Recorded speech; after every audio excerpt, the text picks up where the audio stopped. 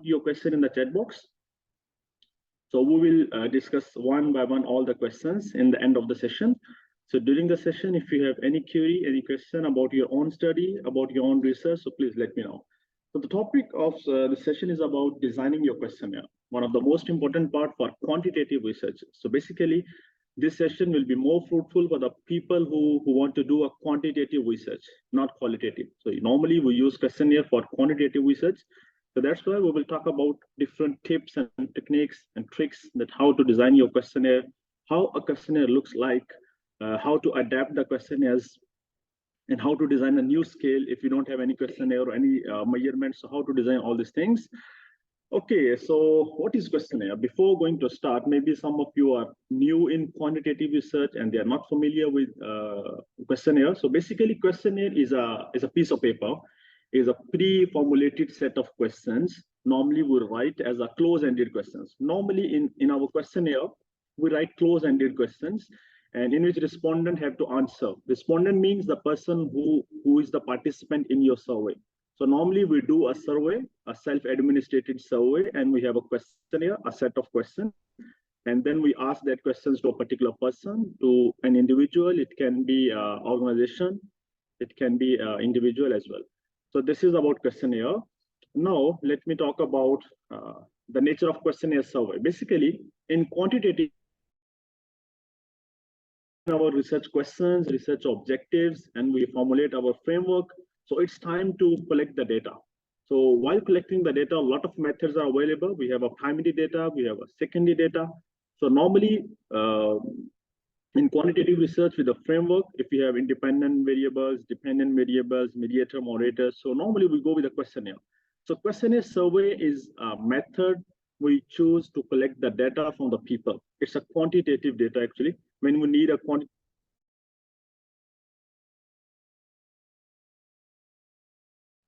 Dr. Hanis, if you're here, so please add new participants. They are coming. Okay, Dr. Qasim, sorry. Okay. Data collected with a printed question. Normally, we go with a printed questionnaire. Usually, people go with a printed questionnaire. They just take a print and go and deliver the questionnaire and fill and come back. Usually, people prefer to have an e-questionnaire, especially in the last 2-3 years during the pandemic. So a lot of studies focused on the e-questionnaire. So we also move for the e-questionnaires by using the Google Forms or SurveyMonkey, and a lot of other platforms are there. Usually, for the questionnaire, we need to select a sample. If you are familiar with this term, population and sample. So we have a population. Let's suppose I want to do my research on the PhD students or master students. So all the students of private universities in Malaysia is my population. So I need to select a particular sample size. So we cannot cover all the population because it's very expensive and very time taking to collect the data by using questionnaire. So that's why we need to select the sample size. And then usually this is a self-reported data. Remember that in the questionnaire survey, because you are taking the data from one individual, so this is a self-reported data by the individuals. And normally we use different softwares after collecting the data. We have SPSS, we have Smart PLS, we have MOS, we have M+, we have Lizerl.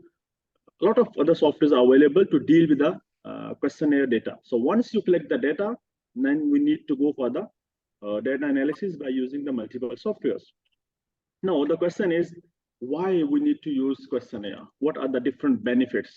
I'm just trying to create a foundation for you guys, just to give you a basic information. What is questionnaire? What are the benefits of this questionnaire? And then we will jump in towards the designing of the questionnaire. What are the benefits? What do you think? You can also share your thoughts in the chat box. I would love to interact with you guys while using the chat. You can share your experience if you already collected data by using questionnaire. What do you think? Why we use questionnaire? Is there any benefit for the questionnaires? I mean, we can go for the interviews, we can have a focus group discussions, we can collect the secondary data. So why we need to go for the questionnaires? Okay, easy for collection. Okay, Mr. Hamza is saying that this is easy for collection. Okay, because data collection might be easy by using questionnaire. What else? Because this is not a 1-hour lecture, right? This is a discussion session. So I would love to hear from you guys if you can use your chat box. So please whatever we just put, when I put a question in as a discussion, so please do answer here. So then I can see how many people are here or how many people are engaged actually. So a lot of benefits are there for the data collection. Normally, the most important one is you can easily quantify your decision making. You can quantify the variables. You can quantify the behaviors. You can quantify your attitudes of the people. So in quantitative data, we need to play with the words. People give answers in numeric. So we have a numerical data. So the most beneficial part of questionnaire is that we can quantify the data. We can quantify the behaviors, attitudes, attributes of the people, number one.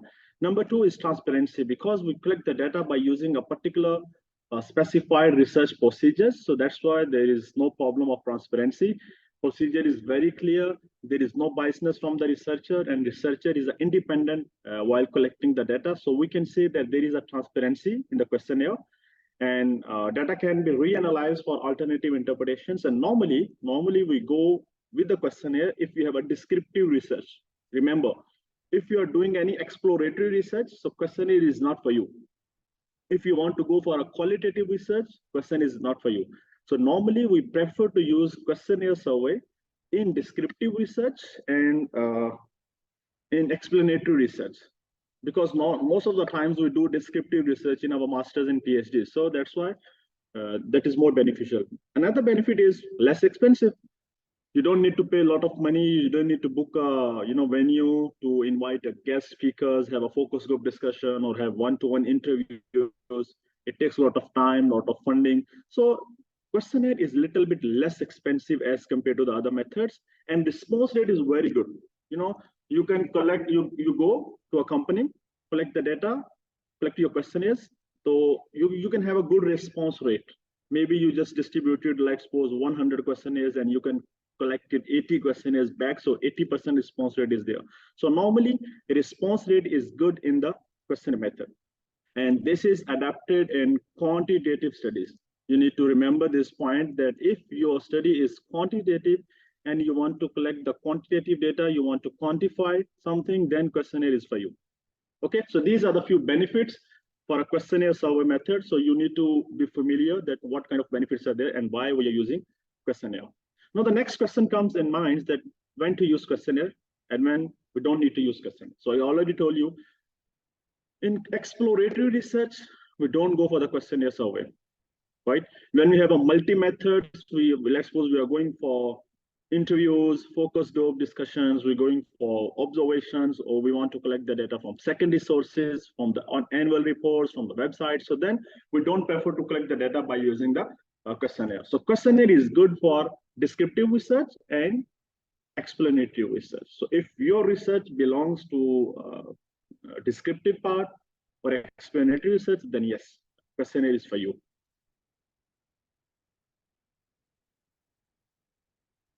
Okay. Normally, when you have to collect the data by using questionnaire, so you have two options. One is called self-administrated, and other one is called interviewer administrated. So basically, there are two major categories of your questionnaires while collecting the data. Normally, we go with a self-administrated, means researcher has to administrate. You as a researcher has to administrate all the process. So under the self-administrated, three most prominent methods are there. Number one is internet, e-questionnaire. A lot of students, they prefer to use a Google Forms. They prefer to use any other software to just create a link for the questionnaire. Just put the questions there and create a link and share that link in the different WhatsApp groups to the different people and ask them to respond.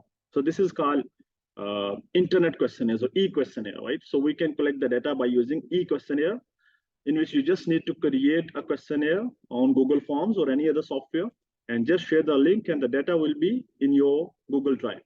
So you can easily copy paste the data in Excel format and then just go for the data analysis. The other one is postal method. Postal questionnaire means in which let's suppose if I want to collect the data from all the Malaysia, from all the states of Malaysia, so maybe it's not possible for me to go to Melaka, to go to Sabah, Sarawak, and other states. So what I will do, I will just post my questionnaire to that particular company, particular person. So he will respond to me and then send back to me. This is called a postal questionnaire, means using the post service to send and receive your questionnaires. But in the postal questionnaire, maybe the response rate is very low. Maybe people don't want to, give you data and then go for the postal aju and then try to give you, send you back. So that's a drawback of postal. And the most common method is delivery and collection questionnaire. It means you just go, deliver the questionnaire, and after a few days, just come back and collect the questionnaires. So this is the most common method students use, e-questionnaire or either delivery and collection. Delivery and collection is a personally administered survey method in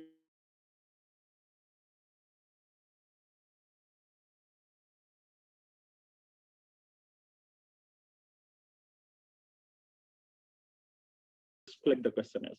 We can also hide the surveyors.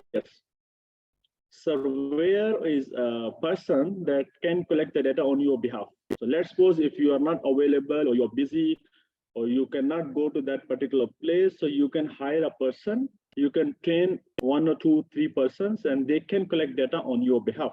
Okay, so this is the most common methods for your questionnaire. Okay, so now let's talk about the designing process, how a questionnaire is designed actually, how we design the questionnaire. Normally, in research, we have a problem statement. We have a lot of issues you want to address. We have a problem, and then from that particular problem, we derive our research questions. And then from that research questions, what you need to do, you need to list of information required. You need to list down what kind of information you need. And by using this information, you need to design your questionnaire. Okay, and after designing the questionnaire, then you have to go for the pilot study and then go for the final design. So this is just a more simple picture to elaborate you that whenever you want to design a questionnaire, you just have a problem and research questions in back. So basically your problem, your research questions will guide you that what kind of information you have to ask from your respondents. Okay, questionnaire designing. Now let's talk one by one and step by step that how to start. These are the few things that we will discuss right now for the next 30 minutes. First of all, what kind of questions we can ask in a questionnaire? What kind of questions we need to ask? We will talk about different types of questions in a questionnaire. Then we will talk about the wording of questions. What kind of wording you need to use while writing the questions. We will talk about the ordering of your questions, how to order your questions, how to lay out your questions, how to write a cover letter or a title page for your introductory remarks. And then the most important part is the sources of questions, how to find your questionnaire, how to adapt from the previous studies. Either we are going to design a new questionnaire or we want to adapt from the previous studies. And then the last part will be about measuring the goodness, the reliability and validity of your questionnaire. Either your questionnaire is valid or not, either your data is reliable or not. So we will talk about the measuring the reliability and validity. So these are the major components that we are going to cover for the next 30 minutes. First, we will start with the different types of questions. What kind of questions we can ask in our questionnaire? Please, if you have any question, just put in the chat box. So yes, if you have any questions, you can ask Dr. Qasim. I can answer. If you're shy, we can. I can ask Dr. Qasim as well. No worries. Please post your question in the chat box, please. Okay, so let's talk about the different types of variables we use in a questionnaire. Normally, we go with the 3 types of variables, 3 types of questions actually: attribute questions, opinion questions, or behavioral questions. Attribute question means in a questionnaire, we ask about the demographics, gender, age, qualification, marital status, income level, work experience, and all these things are basically the attributes of the respondents. So remember, when you see a questionnaire, I will show you a sample questionnaire after a few minutes. Usually we start with the demographics. We ask the attributes of the respondents. We ask about about their personal characteristics. The second is about opinions. Sometimes we need to take the opinion from the respondents. Okay, what do you think about this particular phenomena? What is your opinion? Do you agree on the statement or not? Okay. And the third one is about behaviors. Sometimes we try to assess, we try to evaluate the behaviors of the people. what or how they behave actually, how they react on that particular statements. We can talk about, let's suppose, the job satisfaction. We can talk about the student's performance. We can talk about the teaching style of a teacher. So we want to evaluate the behavior of the respondents by asking few questions. So these are the three main types of variables, or you can say types of questions we ask in our questionnaire. Okay. Usually we go with the attribute questions. Attribute questions are about demographics of your respondents. What kind of demographics are there? And then we can also ask about opinions, and we can also go for the behavior questions. Let me give you a few examples about attitudes, and because most of the times we are measuring attitudes and opinions. Most of the times we try to measure the behaviors of the people. In our research, let's suppose my topic is impact of teaching style on students' performance. This is my topic. I have two variables. One is called teaching style, and the other one is called students' performance. Okay. So what I need to do, I need to ask few questions regarding the student performance, maybe from the teacher, and I need to ask about the teaching style from the students. So this is how I will measure the behavior of the students and teacher. So normally we ask these kind of questions in our questionnaire when we need to measure the attitudes and behaviors. Open-ended questions, or you can say close-ended questions or direct questions.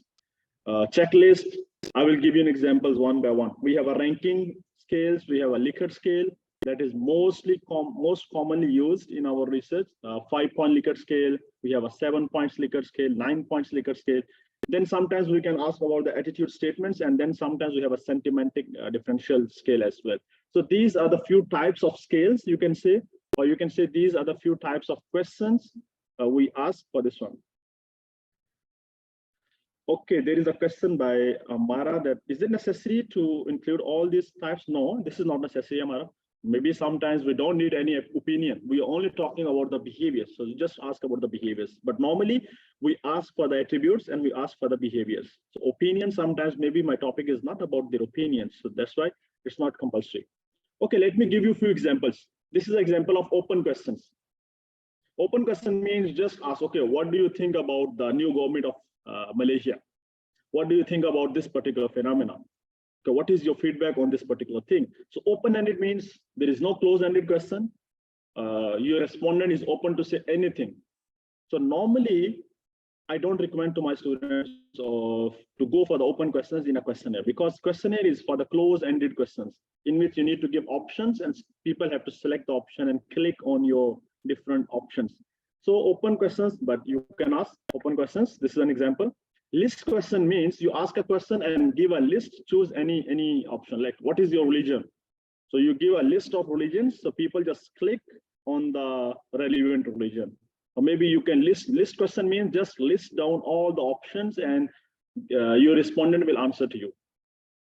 Similarly, this is another example of open-ended questions versus coded questions. We can call it coded questions, or we call it close-ended questions. So you can see here, what is the main constraint on your availability to study?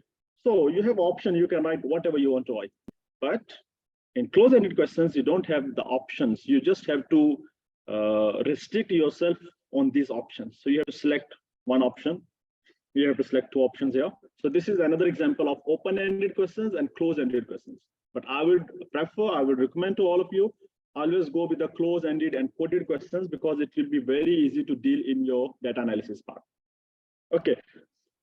There are different types of close-ended questions that we already discussed. We can list down the options. We can have a categories. We can go with the ranking. I will give you examples in the later slide. We can go with the rating, like agree, disagree, strongly agree. We can also ask about the quantity, and we can also ask about the multiple options. Let me give you examples one by one. Category question. Category means just divide your answer into multiple categories. Let's suppose the question is, how often do you visit this shopping center? So now I had divided into different categories. This is my first visit. Okay. 2 times a week, another category. Once in a week, another category. So you can also ask these kind of category questions in your questionnaire by dividing your options or answer into multiple categories. So maybe someone belongs to first category, someone belongs to second category. So they simply have to click on the relevant category. Similarly, you can also ask about the ranking. Ranking is very important. Let's suppose I ask you, okay, in the private universities, we have Taylor's University, Sunway, and UCSI. Okay, these are three universities. Please rank these in three universities according to your choice. So what students will do, they will say, okay, number one, of course, Taylor's number one. Number two, okay, maybe UCSI. Number three, Sunway. So every student has its own ranking. Maybe for me, Taylor is number one. Maybe for other students, Sunway is number one. So this is called ranking questions. Okay, I ask you, okay, these are the three best, choose best three countries from these three countries. So everyone has an option to rank themselves. So sometimes our data is about, we want to see the preferences of the people. The ranking number 1, 2, 3, first, second, third. So in this scenario, ranking questions are suitable.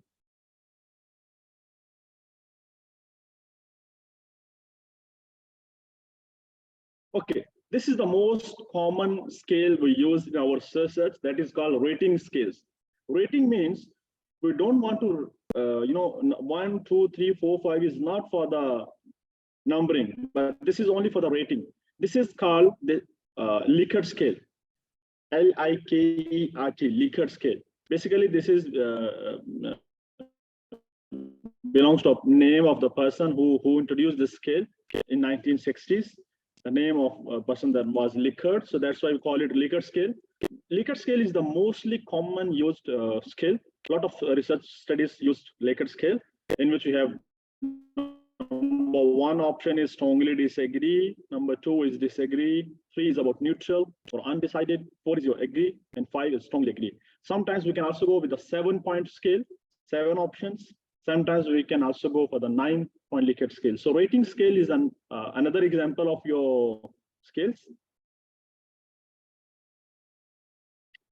Difference between Likert and Likert scale is the example of rating scale. Okay, Likert scale is a one type of rating scale. Rating scale has different types. Like first one is a Likert scale. Second one is not a Likert scale, but still it's a rating scale. So rating means we just need to rate the options, but it can be a Likert scale or it cannot be a Likert scale. So we can say that Likert scale is a type of rating scale. And this is the most common we used in our questionnaires. Now, let's talk about the wording of your questions. What kind of wordings we need to use, what kind of things we have to use, what kind of things we don't have to use.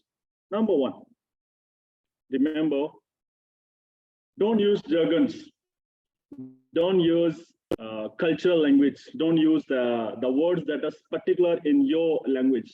Okay, maybe if you are Malay and if you are Malaysian, so you cannot use la or bole bole, okay, or maybe you cannot say tamakasi because maybe I don't know what is tamakasi, what is bole bole, what is cat. So don't use this kind of jargon, this kind of wording that is not familiar to the others. Because maybe I want to collect the data from Chinese students, so maybe they are not familiar with this kind of words. And jargon is basically the terms that are used. You can say a slang language. Don't use any words that is used as an informal wording, informal language. So that is not recommended in your questionnaire. Similarly, try to simplify your items. Don't ask complex questions. Don't use very hi-fi English, because we are not going to impress our respondents, but our target is that respondents should understand the statement. So always try to simplify your questions, and always try to modify your questions according to your context. Because if you're adapting a one questionnaire from Australian context or from another country, and you want to adapt that scale in your country, so maybe you need to modify and you need to simplify the wording. You need to use maybe the synonyms, the most easiest statements. So you cannot change the content entirely, but you have the leverage to make it easier for the people according to your context. Okay, so you have the option to simplify your questionnaires. Don't go for the ambiguity. Don't ask the questions that create ambiguity. Don't ask to me, okay, how much do you happy in Taylor's University? I mean, how much? How can I answer how much? I can say, okay, I'm very happy, but I cannot quantify this, how much I'm happy. How much you are satisfied from your teacher? So this kind of question is sometimes create ambiguity that, oh, how can answer? Are you satisfied with your life? Yes, I'm satisfied. How much satisfied you are? I mean, how I can tell you how much satisfied? So try to avoid to ask the questions that create ambiguity. Similarly, don't go for the leading questions. Leading questions means the question that also has the answer inside the question. Okay, let's suppose if I ask you, let me give you a practical example. If I want to take a feedback from the students, and we ask the question like this, okay, how much satisfied you are from today's session? So this is a leading question because we are asking about how much. Maybe someone from you is not satisfied, so he cannot answer because you are asking how much satisfied. So basically these kind of questions that motivate or influence to the respondent to answer that particular thing. This is called leading questions. So we always try to avoid the leading questions. Don't ask leading questions. Don't give a hint of the answer inside your questions. That is also not recommended. Similarly, ask only one question at a one time. Don't ask two questions in one statement. Are you happy in your life and how much you are happy? Two questions in one statement. Maybe I'm not happy. So how I can answer the second part of the question? So that's why this is called double barrel questions. Double barrel means two questions in one statement. So we always try to break or divide or split the questions into two parts or three parts. So that's why it is not recommended to ask two things in one question. Oh, this is very interesting. Don't ask recall dependent questions. Recall dependent means the questions that I need to think about my memory. I need to go back. I need to go for the flashback. Okay, you ask me, when you joined the Taylor's University in the very first day, what was the color of your T-shirt or color of your shirt when you were the first? So it's not possible for me. Maybe I need to recall, okay, before 1 year, okay, what kind of color are you? I don't know. Okay, when you are a high school student, what kind of this particular thing you are doing? So these kind of questions, actually respondent has to think. Respondent has to go back, recall the memory. They need to depend on the memory. I don't know. Okay, in your office day, when you that was your first office day, so what kind of food you ate in your first day? So these kind of questions are the examples of recall dependent questions. So we don't need to ask. Remember, we always avoid to use these kind of questions. Okay, so this is about simple few things about wording of your questions. What kind of wording you have to use, what kind of wording you don't have to use. Adnan is asking what procedure is good for Likert scale. All are good. You can use 5 point, 7 point, 9 point. Every scale has its own merits and demerits. Just Google and you will find which scale is has which kind of merits and demerits. Usually, I always prefer to use 5 point Likert scale, but people also prefer to use 7 point Likert scale. So all scales are good. Okay, the next one is classification of your data. How to classify your data.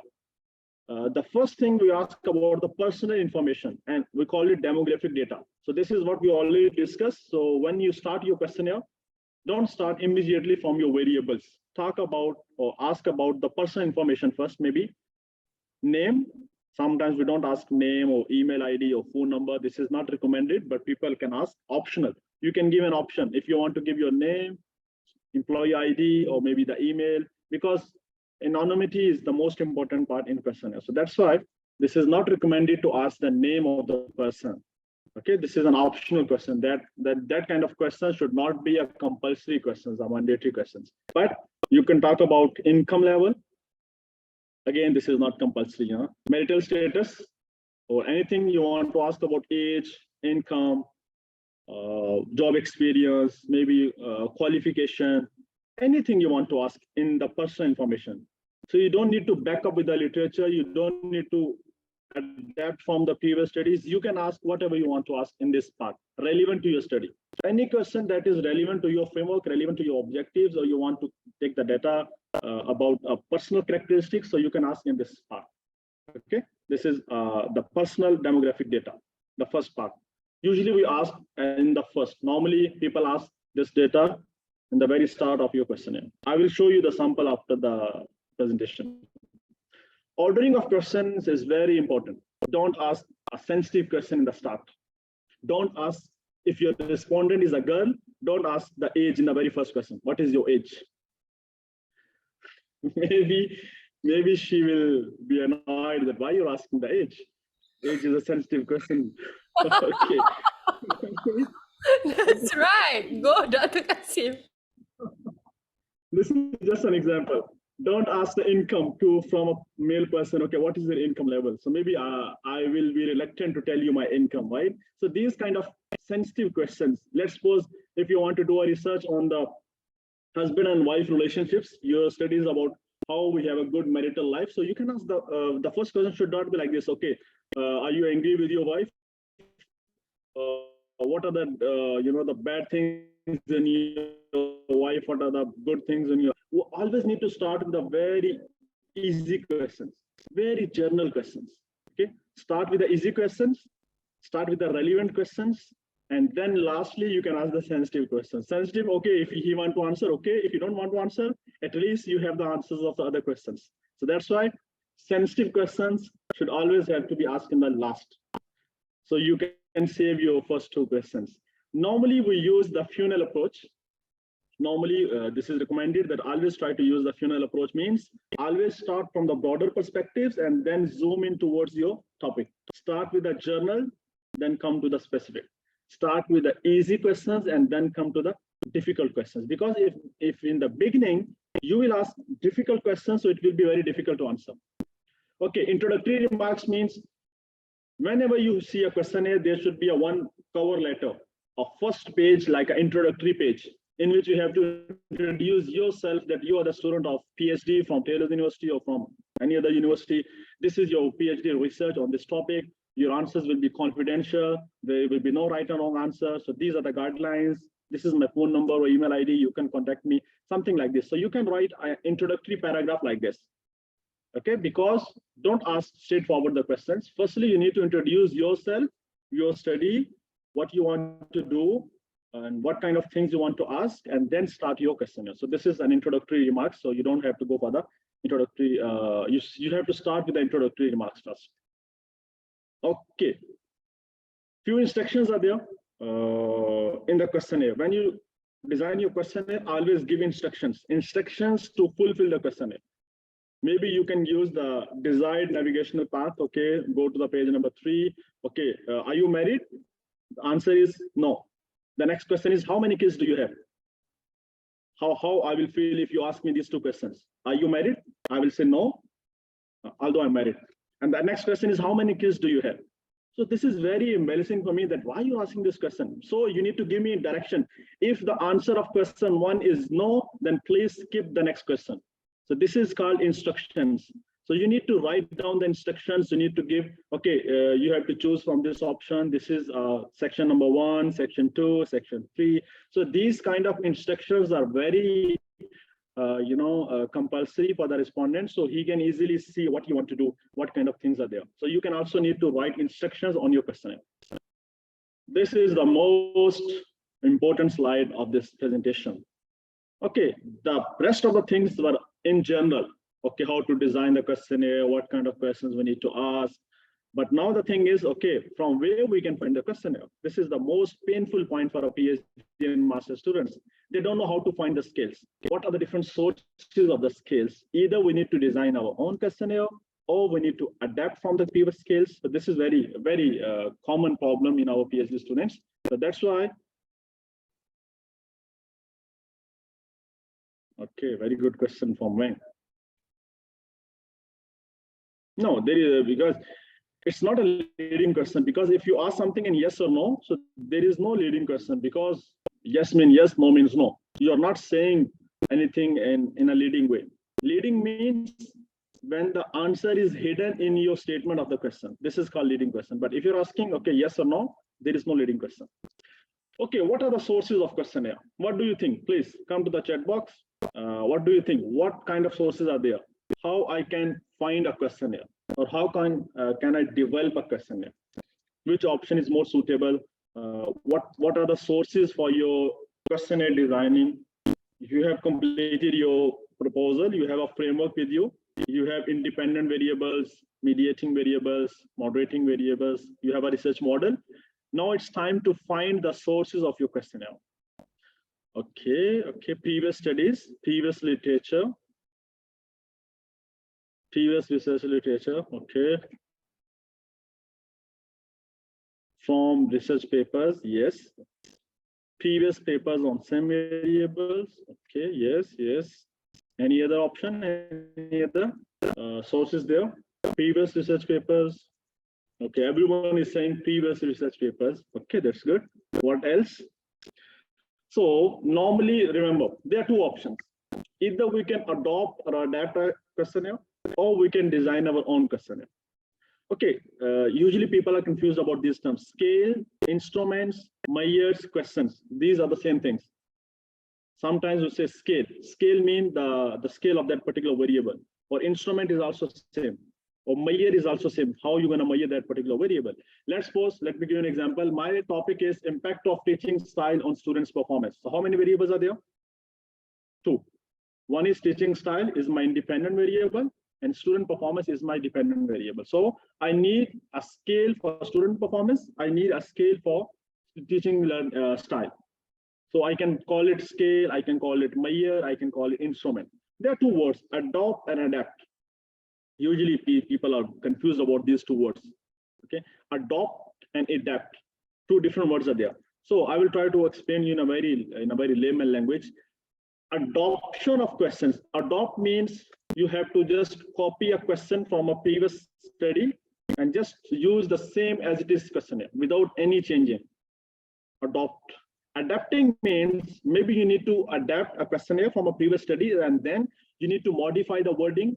You need to change few words. You need to convert into your own language, or English to Malay Bhasha, English to Urdu, English to Chinese. Okay, translation is there. Or maybe you need to change and alter a little bit of wording about the questions to make it easy for your culture. So this is called adapt. Okay, ADAPT. Adapt means take questions from previous studies and then make little bit changes, modify.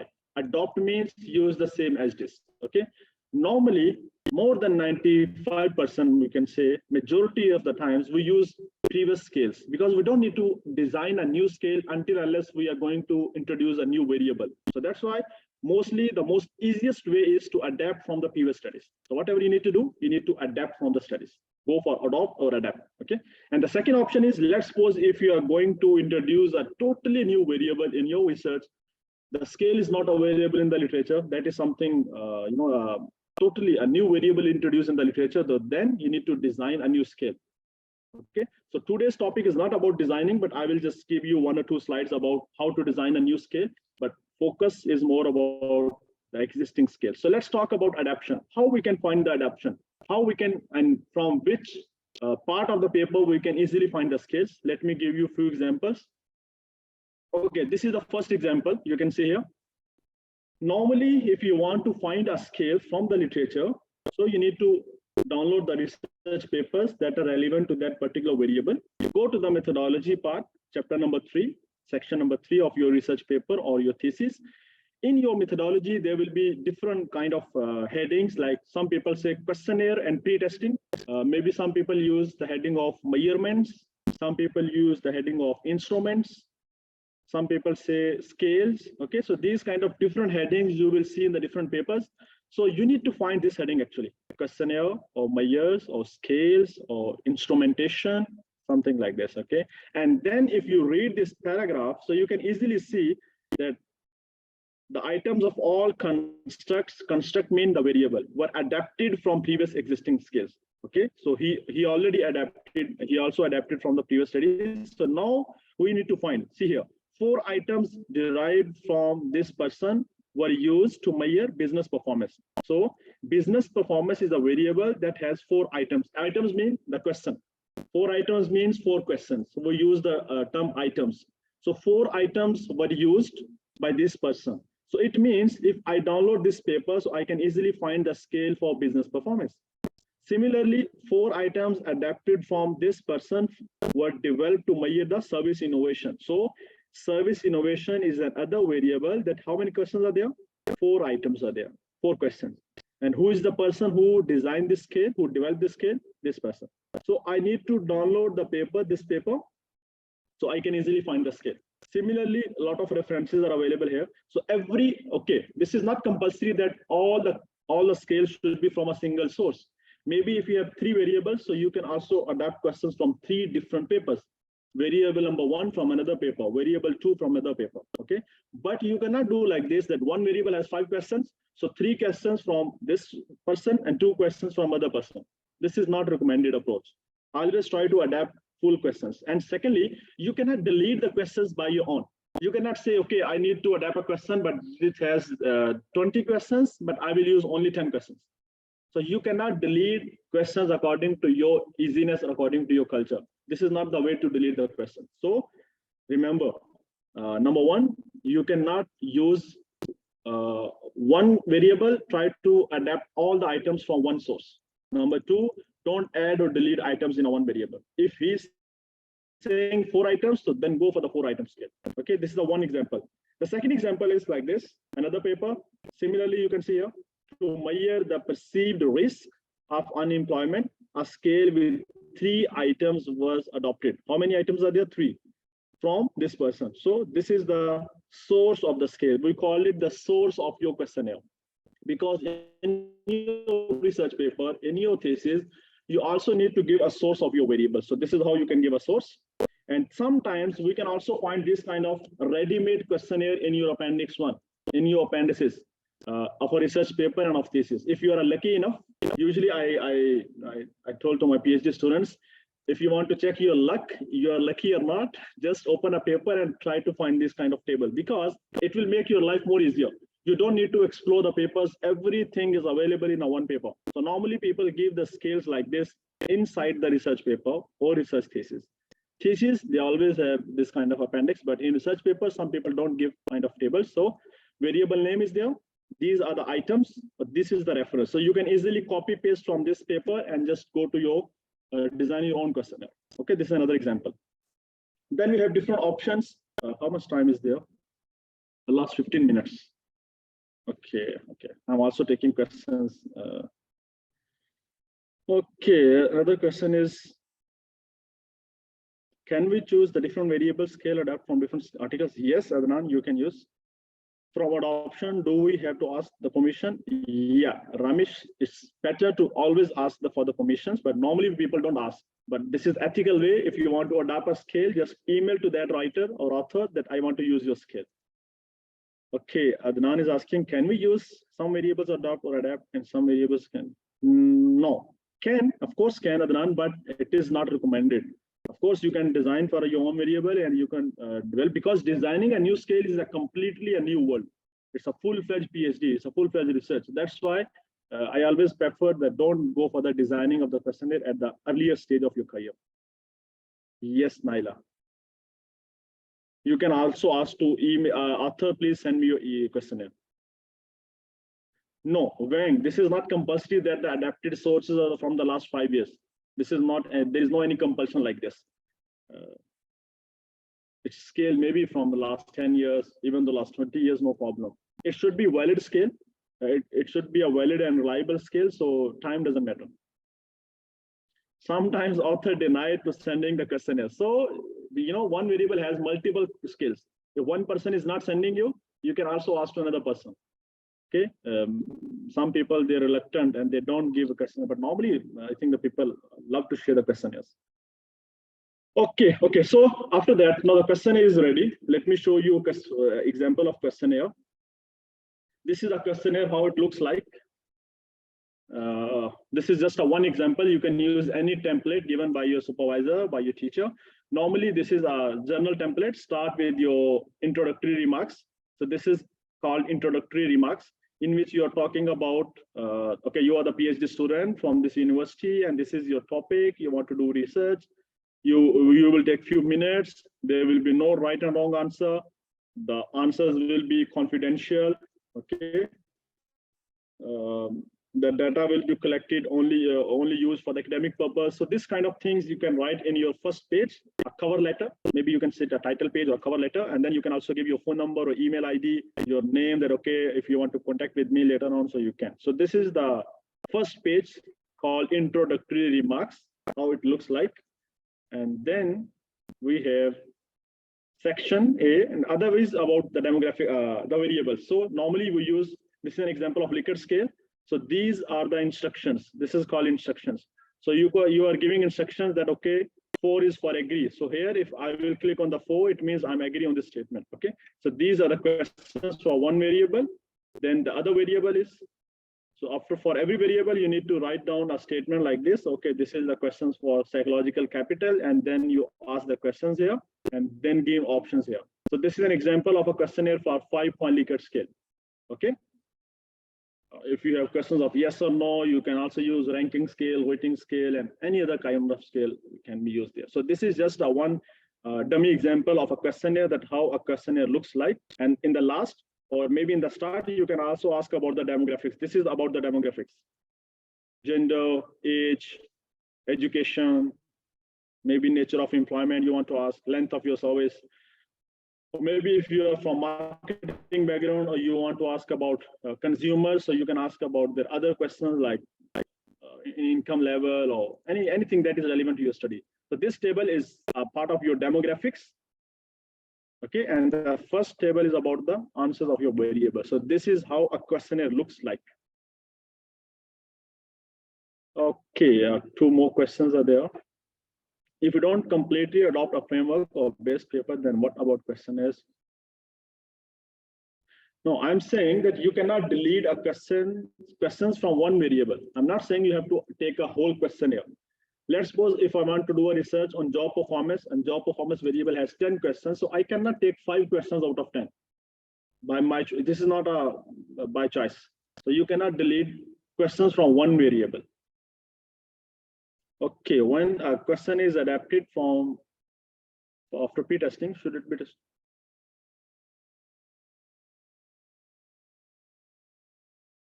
No, it can be same population, it can be different as well. There's no problem.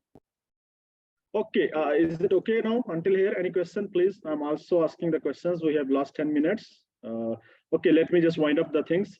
Pre-testing is something that after you're designing your questionnaire, now it's time to have a pilot testing. So pre-testing is like before collecting the data from original population, we need to check the validity of the thing. So face validity is about how items looks like. So for the content validity and face validity, we need the expert opinion. Maybe we need to send our questionnaire to any academic expert, any industrial expert of that particular area, and ask their opinion. Is it okay? Please read my content. My questionnaire is okay or not. The content validity, the content is fine or not. So pre-testing is all about sending your questionnaire to the experts so they can give you a feedback, okay, a qualitative feedback before sending the questionnaire to the participants. Pilot study means pilot is a study is like a mini data collection. Let's suppose before going to collect the data from 400 people, you collect the data from 50 people first, and then run the analysis, check the reliability value here, go for the factor analysis and see is everything is okay, and then you can carry on your data analysis. So maybe sometimes the items are confused and there's ambiguity and people are not understanding what you're going to ask. So that's why it's always recommended to go for the pre-testing and pilot study. So pre-testing is about taking the expert opinion, and pilot testing is about collecting the data from small portion of your respondents, maybe 30 people, 50 people, 60 people, and see, run the data analysis and see everything is okay. If all the values are okay, then you can carry on the data. Then we also have a reliability and validity. Reliability is about consistency of the answers, how the data is reliable or not. Remember, reliability is always about data. Either the people are responding in the same way. If you collect the data, if you're asking one question from 50 people, so is there any similarity? Is there any consistency in the answers? This is about reliability. And validity means, are we measuring the right thing? Validity is about scale. Either your scale is valid or not, because if the scale is not valid, the results will be doubtful. So that's why this is very crucial to check the goodness of your measures in terms of pre-testing, pilot testing, reliability, validity before proceeding to your main data analysis. So because if the scale is not valid, it will be really dangerous for you to analyze the data. An examiner will ask you either you check the validity or not. So that's why this is very important. The last 2 minutes, I'll just wind up. 8 more minutes, Dr. Qasim. Sorry, Dr. Qasim. Yeah. How many? 8 more minutes, Dr. Qasim. 8 minutes. Oh, okay. Then okay. Okay. Last thing is, if you don't want to adapt a questionnaire, what you need to do? Then the other option is developing a new scale. Basically, developing a new scale is a full-fledged PhD. If you want to develop a scale, so there is no harm, but normally we don't recommend to develop a new scale in the earlier career of your research, in the early stage of your PhD, because developing a scale takes time. A lot of steps are there. We need to, validate your scales. We need to go for exploratory factor analysis. A lot of formalities are there. So sometimes, if you want to complete your PhD and masters in a particular time period or short time period, so usually I don't recommend to my own students that don't go for the development of new scales. But this is not something that we cannot do. Yes, you can also develop a new scale. Developing a new scale is a full-fledged topic that needs 2-hour session on guiding you how to develop a new scale. But here I'm just giving you a recap, not recap actually, just giving you a brief overview about developing a scale. These are the few steps. 3 stages are there in developing your scale. Remember, if you want to develop a new scale, the very first stage is item development, the scale development, and scale evaluation. So 3 stages are there with the 9 steps. So these are the 9 steps we need to identify. The very first step is generate your items, write the questions, identification and item generation. This is the very first question. You need to read a lot of literature and then you need to write new items, write down the items.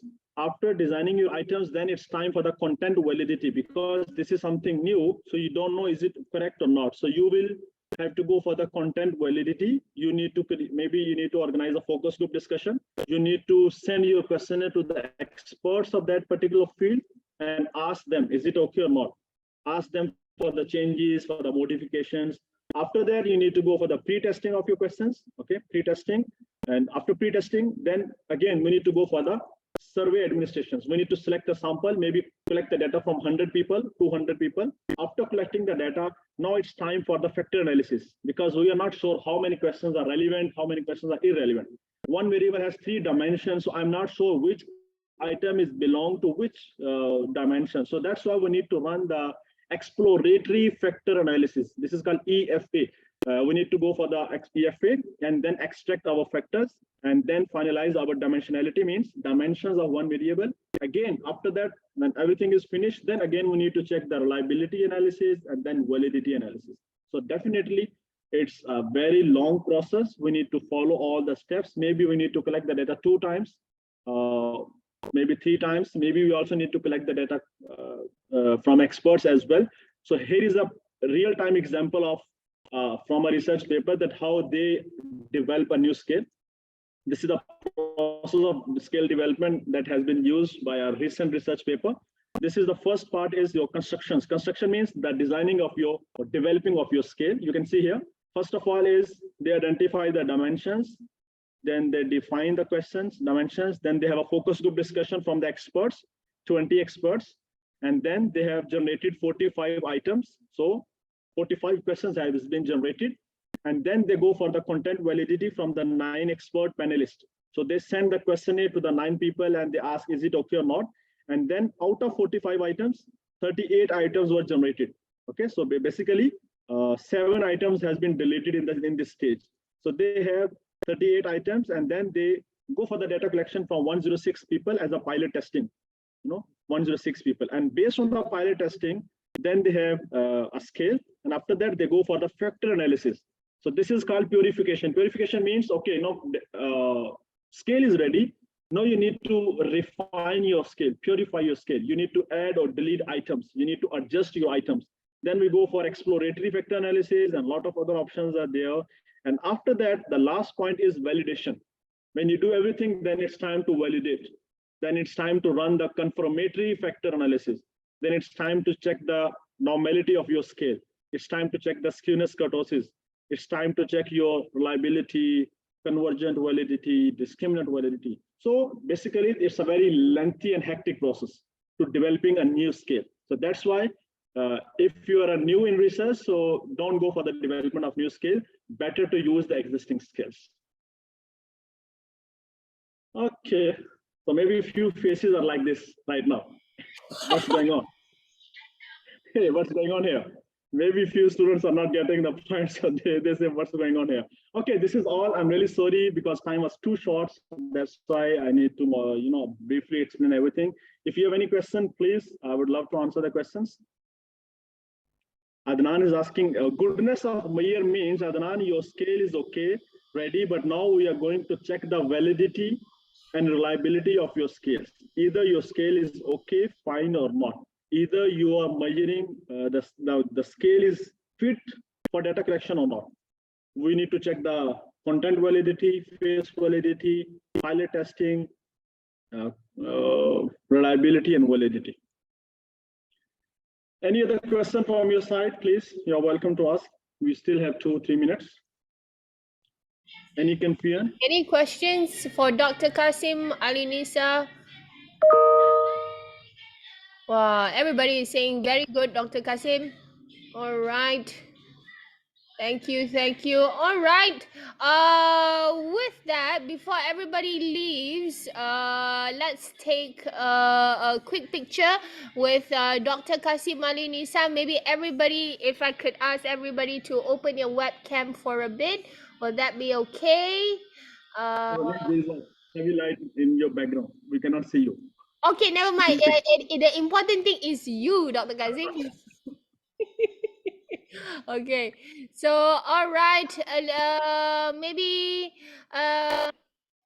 Enchian, another 1 more minute for everybody to just take a picture with Dr. Qasim. Dr. Qasim is also leaving us for better opportunities, so basically we really appreciate Dr. Qasim's effort and all his expertise in giving to our postgraduate students. So with that, everybody ready? Okay, only some, that's fine. Everybody ready in 1, 2, 3, smile. Okay, thank you so much, everybody. Thank you so much for coming. Thank you, Dr. Qasim Ali Nisar, for a wonderful, fruitful session. Again, I've learned so much also from you throughout time. So with that, thank you so much. And we will have a follow-up on the data analysis through questionnaire with Dr. Qasim next week. So I will be following up through email with all of you. So with that, thank you so much, Dr. Qasim. Thank you so much, everybody, for coming in today. Thank you. Thank you. Stay blessed. Bye-bye. Bye-bye. Thanks, Dr. Qasim. Thank you. Bye-bye. Thank you.